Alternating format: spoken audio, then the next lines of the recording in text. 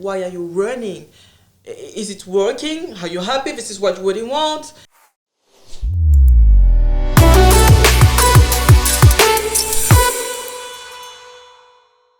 So how did it start, your project? How did you think about the idea? Yeah, I did a lot of stuff. In fact, my entrepreneurship journey, if I can say that, started when I was probably 18.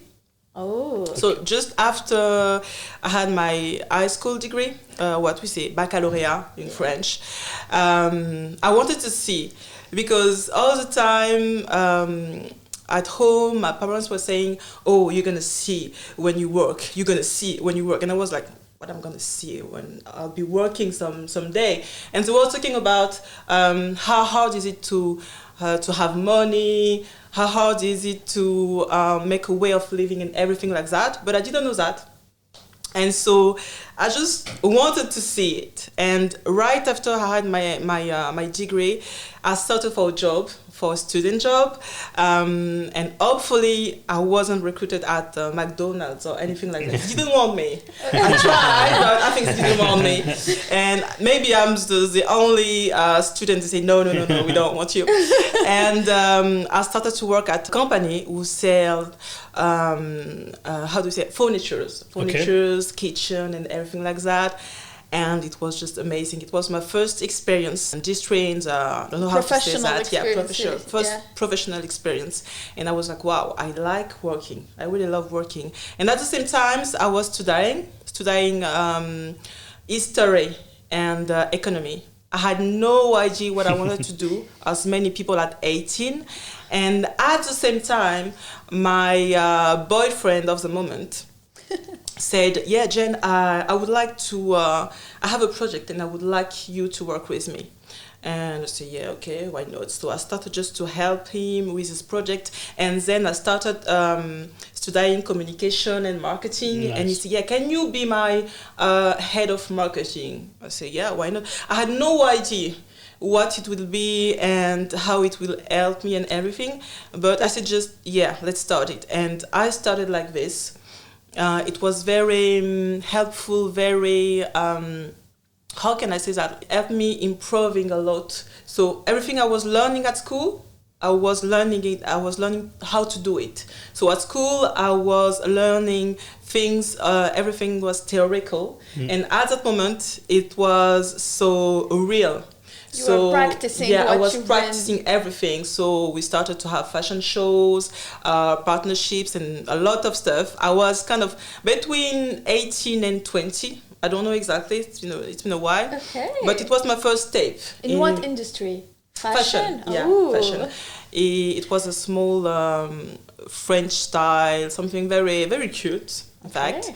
And very great experience. And from that time, people came to see me. Oh, Jennifer, I saw what you did with him, with his brand. Can you help me? And at the beginning, I was like, yeah, sure. What do you need? And I was just giving free advice to everyone. So everyone was like, yeah, you can ask help to Jennifer. And everyone was coming. Oh, can you help me with that? And I was giving free time for everything. And at some point, I was like, there's something wrong with what I'm doing. I could get money with that. And so that's when I really started to be a real entrepreneur. And I started to give advice in communication, in marketing, and PR, and things like that. And it was 12, 13 years ago. And I'm still doing it today. Like, I still... consulting and coaching, yeah, right? Consulting, coaching, and training. Because today I train... marketing and communication professionals. Okay. So yeah, I really like what I'm doing right now. Nice. But so basically, you are like an entrepreneur. Did you launch your company to make it more, because you were the head of communication for another company, and then for the coaching and training and everything, did you legally launch your own company? Yeah, of course. Right? In fact, when we stopped working together with my boyfriend from the moment, he became my husband after that. But okay. So yeah, it's kind of tricky. Long story, not a long story. And when we stopped working together, I get so many demands. So at some point I just launched what we do in French is auto-entrepreneur. At the moment it was the first the first step. So I started like this. And in the same time I was still working. Still had a side job, as we say. Yeah. But it was most of the time jobs in my industry. Okay. So I was still learning and everything. You see? Okay. And I really stopped working from other companies. They're free. Yeah, free.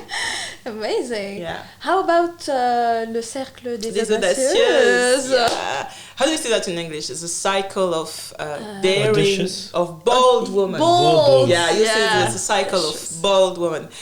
This started in my mind when I first started working as an entrepreneur.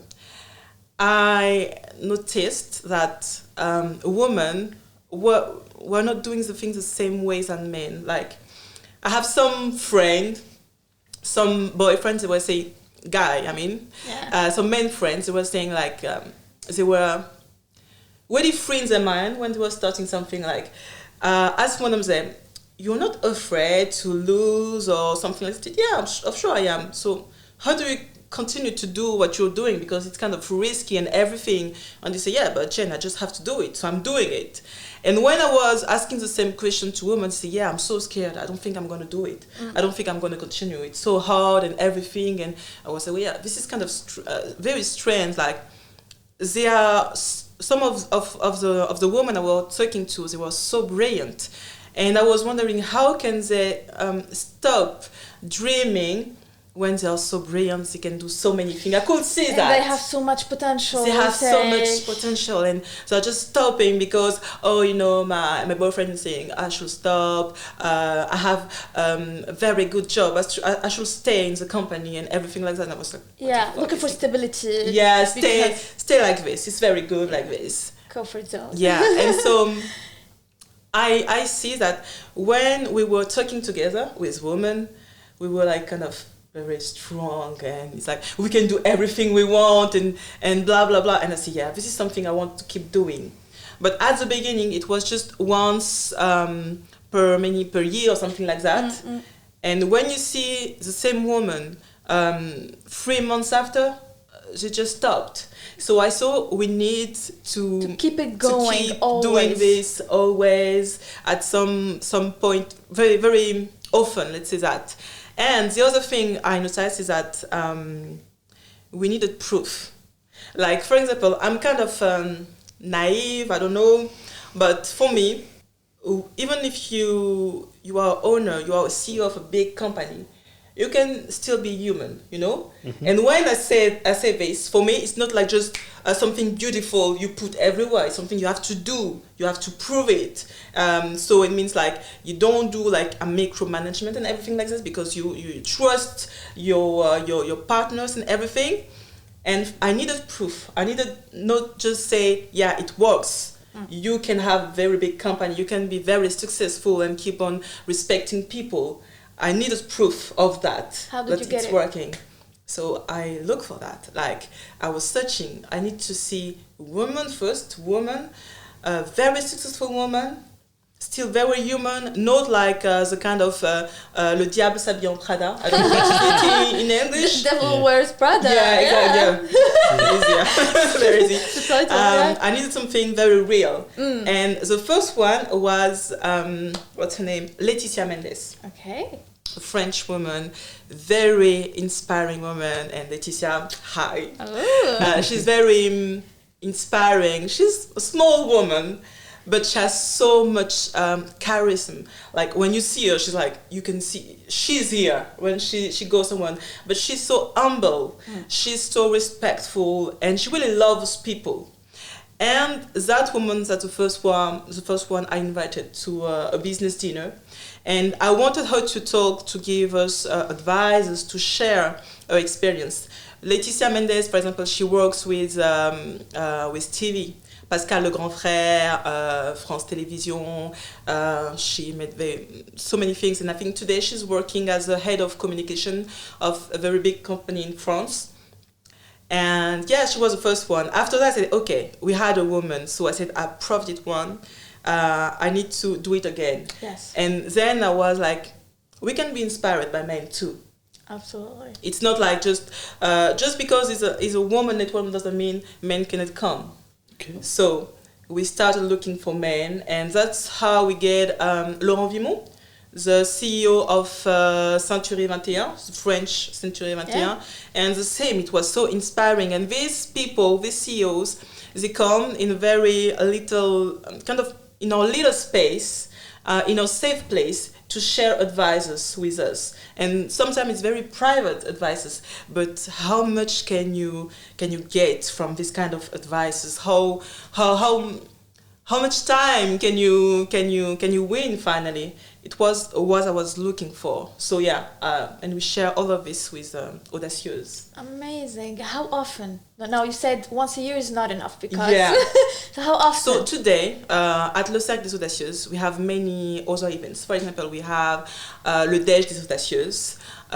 It's kind of one of the only open event we have. So it's kind of a meeting around good lunch. So we gather, we talk about everything. Why? Because before talking about business and saying, yeah, this is what I do, it's good to know who are you. And we women, we value values. Can I say that? We value values. Yeah. And so to get to know the values of the person you're talking to, you need to know her. So we start talking about who we are, etc. And then we get a lot of business. So first of all, it's this kind of event. It's a lot private event when we talk about every stuff, but we do a lot of business too. So we have Le Déj des Audacieuses, it's once a month. We have business breakfast, the event we invite CEOs and everything. It's one in a trimester. And we have a big conference every year. For now, we're not doing it because of COVID and bad stuff. Going back soon, I guess. Yeah, coming back soon. We are planning a business trip. And the same, the goal is to let the woman discover something, not only in a professional way, but also in lifestyle, personal way. Because when you make a decision to live somewhere, to work from somewhere, you need to see all the aspects of it. And we do it personally, between us, but also in the place we go, if I can say that. And we have a lot of online digital events. Amazing. Yeah, especially after the COVID and everything. Exactly. Yeah. And so what was the difference you saw in the women attending those events? Must feel beautiful. Must feel good. To be honest with you, I don't especially consider myself as a feminist. Okay. That's kind of weird, because people think, if you want a woman to be great or bigger and everything, most of the time people will say you're a feminist. For me, it's not really about this. For me, it's like something really important, not just for women, but also for society. We need women to be more, how can I say that, more conscious of themselves, more true to themselves, more confident and everything. And a woman who is confident, she can do whatever she wants, basically. She can be about a mom, about a woman, about a friend, about a girlfriend or her wife or whatever you want. And everything starts in a place. I can bring people together very easily, even if they are different, and let them share something in common. Like, I've always been doing that. Like, oh, you do that. Okay, let's come. I'm going to connect you with someone. And that's something I really do. And I love sharing stories too. Like, as you can see, I love sharing stories. I'm kind of a storyteller. And in French, we have the mot griot to talk about, it's more a Senegalese, Malian thing. I'm from Congo, but, and I've kind of a griot. I like sharing stories, but when I share stories, it's because I want to share something else, like values, like a lesson or something you're gonna keep. And I remember when I was younger, one of my best friend of that moment, she said, "Jennifer, you have something very strange. Every time you go somewhere, you meet someone, you always leave something from you. Like, I don't know, but you always leave something good for the person. Yeah. To that person. Yeah, and so that's what I'm trying to do with Le Cercle des Audacieuses. And do you feel that change on people? Yeah, absolutely.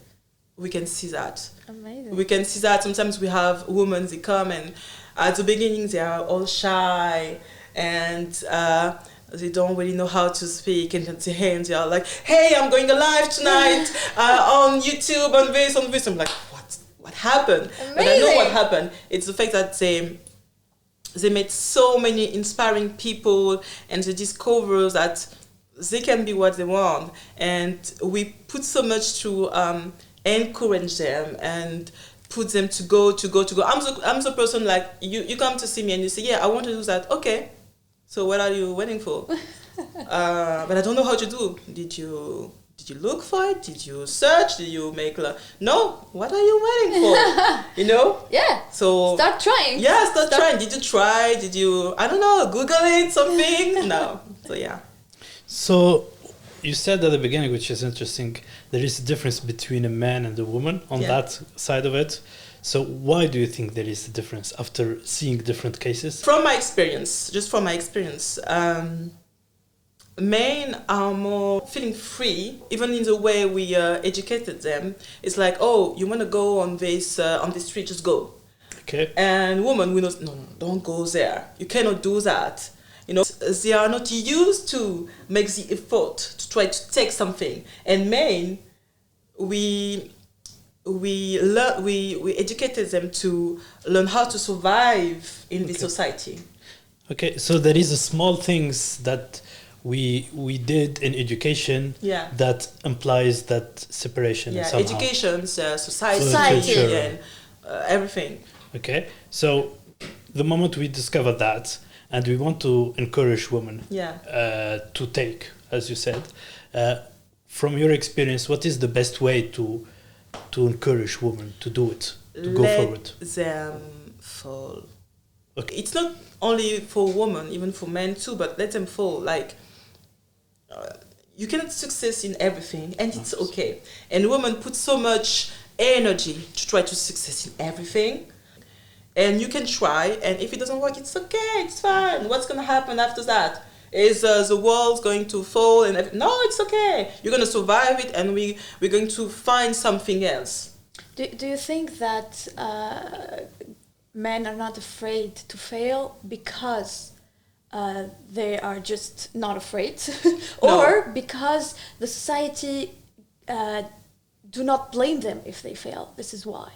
No, none of the. I think men are afraid to fail, very, very much, but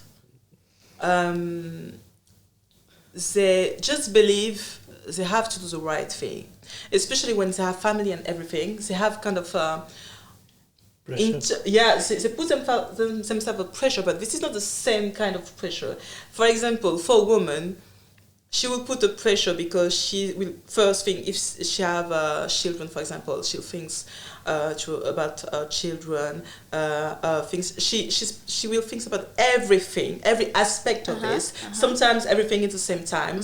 But a man, that's just my point of view. Maybe it's wrong, okay? So don't hesitate to put some comment if you think I'm wrong. What do you think about it? It's okay. But I think for men it's kind of different reflection, different questions. It's like, if I fail for a man, it's all my family thing. It's more like a family thing, more like not position, but how can I say that? Even in French, I can't find the word. Sorry, but it's more like a reputation for myself. So it's something very deeper, but in the other aspect. So they will put a lot of pressure on themselves, but they will try because they are so used to try.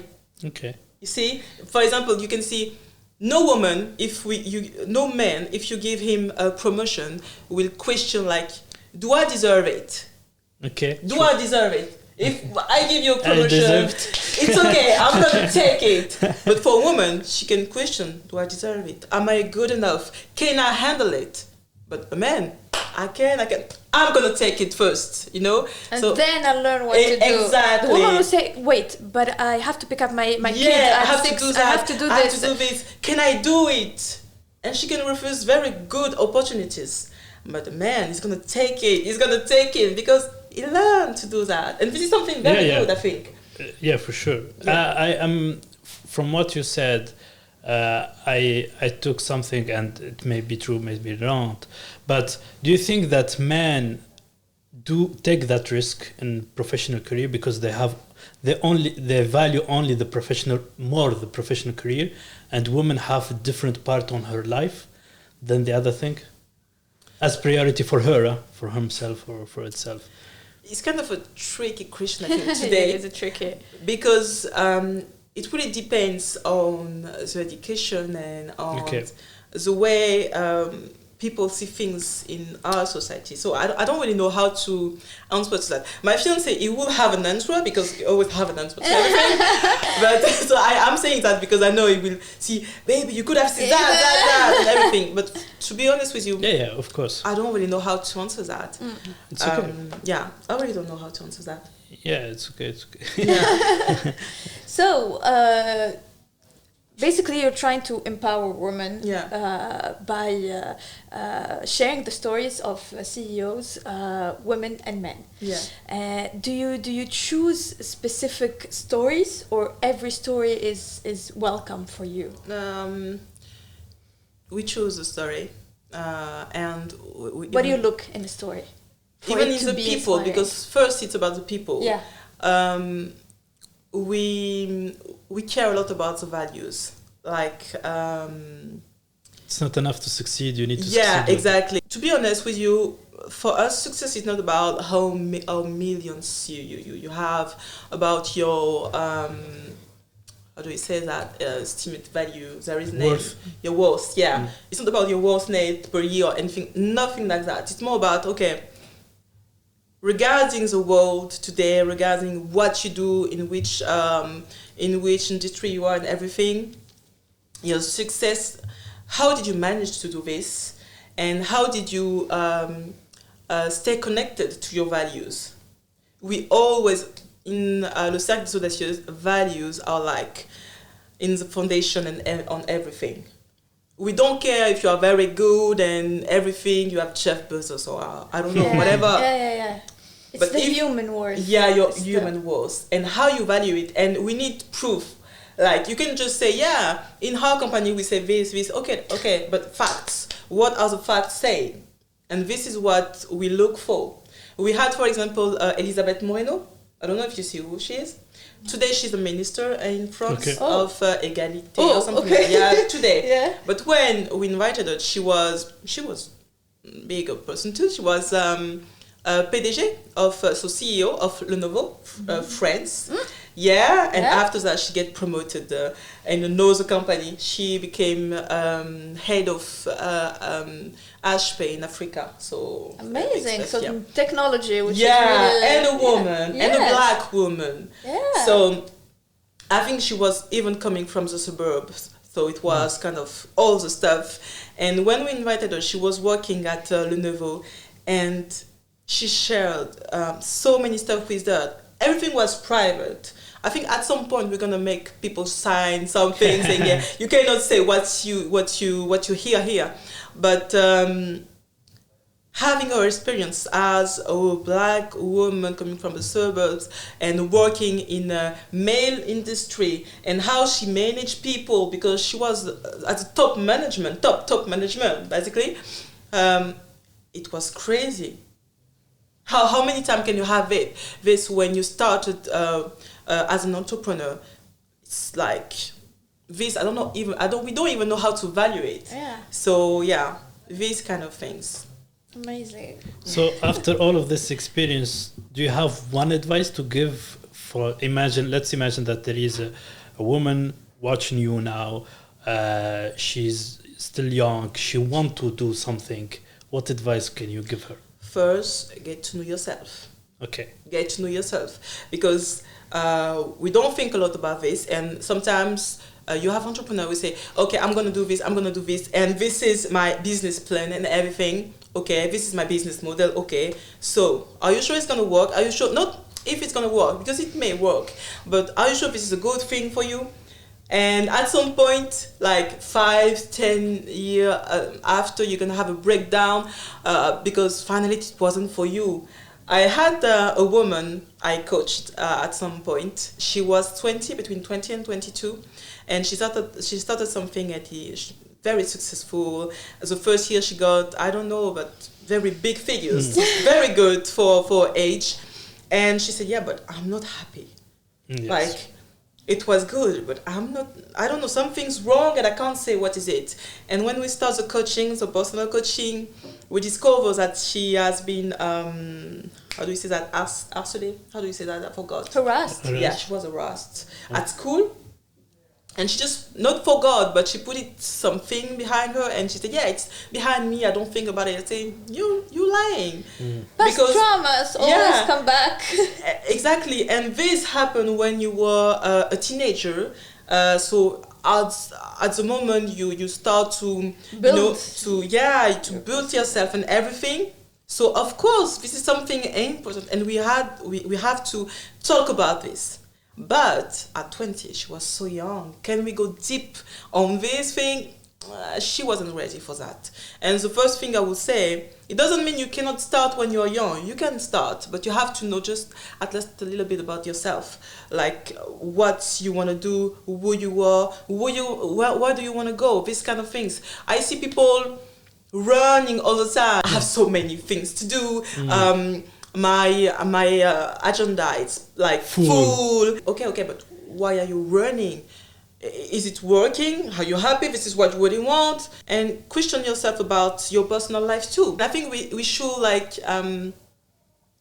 find the right balance between do this, you can do whatever you want, but think what you really want, and don't just take whatever society tells you. Yeah, so you have to think about what you want and align your aspiration with your project. Exactly. If it doesn't go on the same track, then it's not for you. Exactly.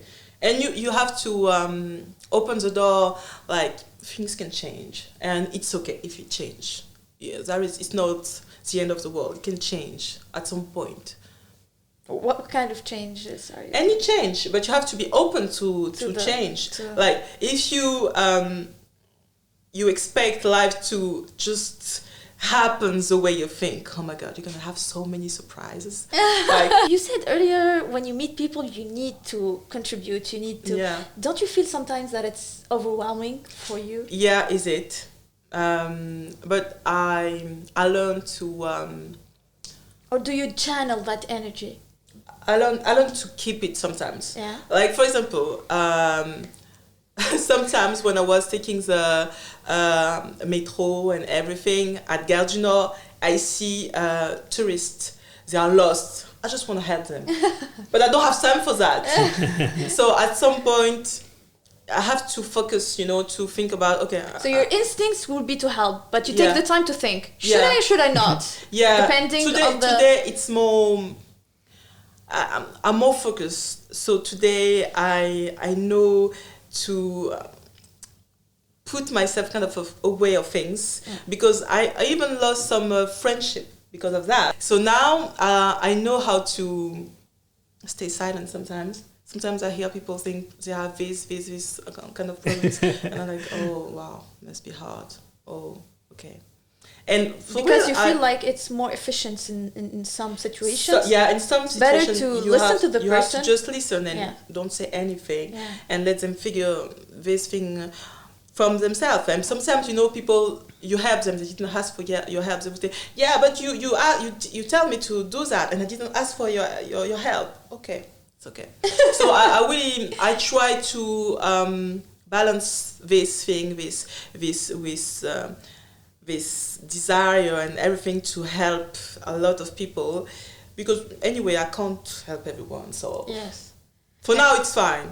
And 10 years ago it was difficult, but now I'm fine with that. Yes, and obviously you have a project today that you use to help the right people with the right amount of energy, and everything is organized. And people better, who are invested also. Yes, the people that want to be helped, because sometimes you want to help somebody, but they are not ready. They're not ready. Yeah, sure. You have to wait for the person to be ready, to be helped, to be able to help them. Otherwise... Absolutely. Yeah, I'm working on this project because I really want to help, especially leaders, women who are leaders, because when you are a leader and you know people are following you, and I'm not talking about social media when I'm saying following you, I mean around you. When you know you are kind of a model for some people, you need to be more conscious. Think about bringing value to the people. Yeah, but before that, they need to be to find themselves totally in all the aspects. Not only in the business, where you have some people, some great, amazing women. They are so successful in the work, but they are so sad. They have so many challenges in their personal life, with their husband, with the children, even sometimes with financial aspect and everything. And I really want in this program to put everything, because so they can put everything in order for them to be better for themselves, but for the other people they need to help. Because I was always conscious of the fact that I want to influence in a good way the people around me, because I know I wanted to hide myself for many years, but I couldn't, because every time I wanted to hire, people were like, go there, Jennifer, and talk. Okay, so I'm going to talk because it's needed, you know? And I took this place, but because I took this place, I have to be right. I have to be ready. I have to, like, if my marriage is not working, if I have conflicts with my children and everything, how can I be good in front of all these people who are listening to me? Because you have my energy, you have everything. So creating this program to put everything on it. Because a person is a whole. Is a whole. Is a whole, yeah, of all of this. So so I set a point now with the circle. You're trying to help a lot of different people. Yeah. Do you think that your experience of being entrepreneur with your 3 companies, training, coaching, and consulting, did help you to go a certain level, so then you can help others, or you are ready from the beginning to help others? To be honest, when I was 6, around 6, something like that. 6? Or 16? Or 26? 6, always I was 6. I was 6. I just arrived in France because I was born in Congo. Okay. I was in the school, and at the school there was a little girl. She was bullying a lot of girls. She was coming, true story, for real. It's true story. And she was bullying all these girls, saying, give me that, and I'm going to beat you, give me that, etc. And because I was new, she didn't know what kind of person I was, so I was just observing, and she didn't come to me. And once she was sick. And she didn't come for 1 or 2 days. And I took this day to go talk to all the other little girls and see, why when we say this and this, you do it? I knew them, well, of course, but I just asked, because otherwise she's going to beat us and everything. I say, okay, you know what? If you put all yourself together and you stop talking to her, even for 1 day, she's going to change. So I convinced every girls in my class, and this is what they did. And when we came back, nobody was talking to her, so she was alone. And I went to see her and say, I talked to them to stop talking to you because you are mean to everyone. Could you stop being mean? And why are you so mean? And she said, I was mean because I was afraid people would stop talking to me. Say, okay, but can you stop this? Yeah. She started to be my best friend at that moment. When people put themselves together in to do something good with the same mission and everything, it can do a very great thing. So it stayed. I remember this like it was yesterday, but it was something very important, I think, for me at the moment. So yeah, I think maybe I was kind of like this. So you are born to help people. Maybe. Yeah, there is a pleasure also when you help other people. You feel fulfillment. Because the energy that you put into the word comes back. Do you believe in that? Yeah, I'm a believer. I'm Christian, by the way. And there is a saying I love from the Bible. It's like there is greater. I don't know in English. I know it in French, but I'm gonna translate it in English. It's like there is a greater gift, greater happiness in giving than in receiving. Yeah, that's true. You can feel it. Yeah, I can feel it. Yeah, for sure. So true. But sometimes you have to be paid. Really. No free stuff. Yeah, sure. So one last question for me. Sure. What would be your message to yourself 10 or 20 years ago? I will say never lost faith in yourself. Yeah, never lost. Never lose. Sorry for my English people. Never lose faith in yourself. Yeah, keep on believing.